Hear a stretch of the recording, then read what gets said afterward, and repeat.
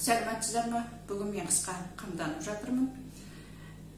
Борщ тағамын жасаған кезде біз қызылша қосамыз ғой. Қызылша жалпы алып қойып қойсаңыздар сақталынбайды. Сондықтан мен қызылшаны теркіден өткізем. Пиязымызды турайым, сәбізімізді теркіден өткізем. Майға қуырып дайындап алып, жаңа суығаннан кейін пакетке салып, мұздатқышқа бөліп салып тастаймын.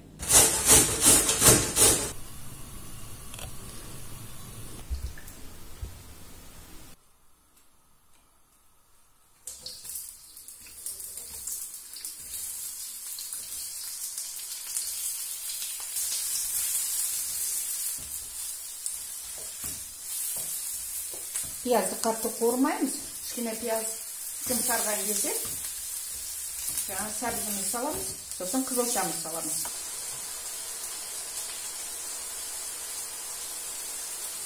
Тұз салам.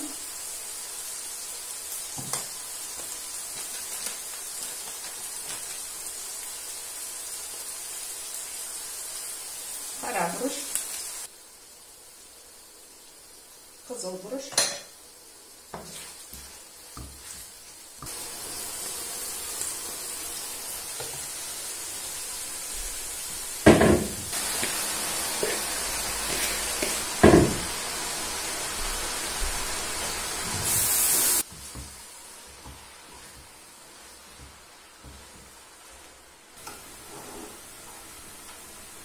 Енді мен томат салам.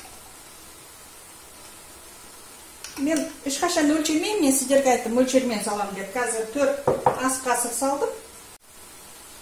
1 ас қасық қант салып жүрем. 1 емес, 2 салайын. Себебі томатымыз қышқыл. Дәмін көресіздер, тұзын, жаңағы ашты бұрыш, қосқыларымыз келсе, шетінен салып, шетінен қосасыздар. Қанып, томаттың қышқылын басу үшін салынады.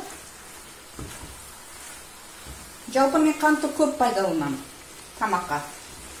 Тауық қуырған кезде қант қосып жүрем. Енді астын басып қоям. 1-2 минуттай тұрады, сосын өшірем. Пакеттерге бөліп, жаңағы дайындаған қызылшамызды салдым. Енді жаңа мұздатқышымызға барып салып қоям, шетінен борщымызға қоса береміз.